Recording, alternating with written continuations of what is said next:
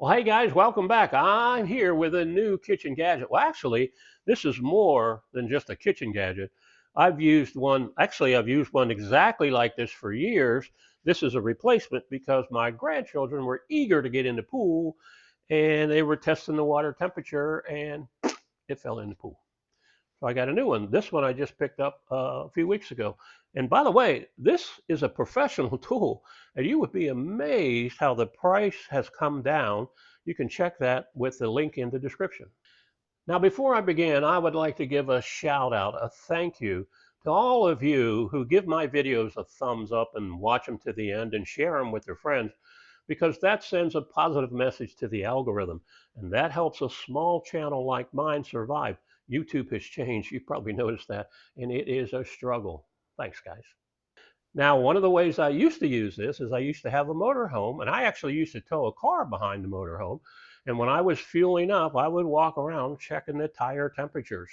I knew that if I had a tire that was extremely high in temperature compared to the other ones, it was low on air and it might blow out on the road, and I would be much better off dealing with it right there.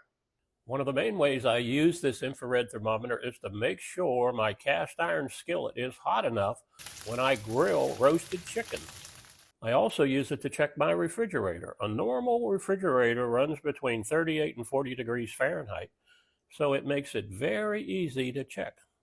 It's also handy for checking the pool temperature. Now, 76 degrees is fine for the grandkids, but that's definitely too cold for Grandpa. This thing runs on two AAA batteries that come pre-installed. You just pull the tab to activate them.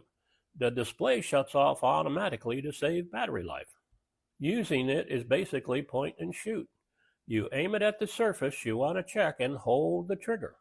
It has a hold mode, so when you let go, the temperature stays right on the screen.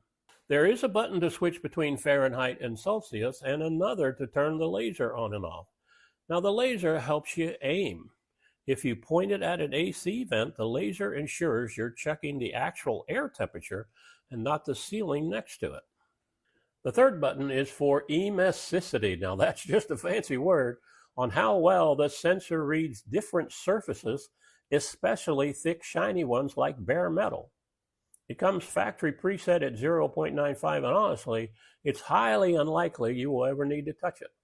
And like I mentioned earlier, I picked up this exact model for under 20 bucks. If you want to grab one for your own kitchen or to check your car tire temperature, I put an affiliate link down in the video description. Hey, thanks for watching.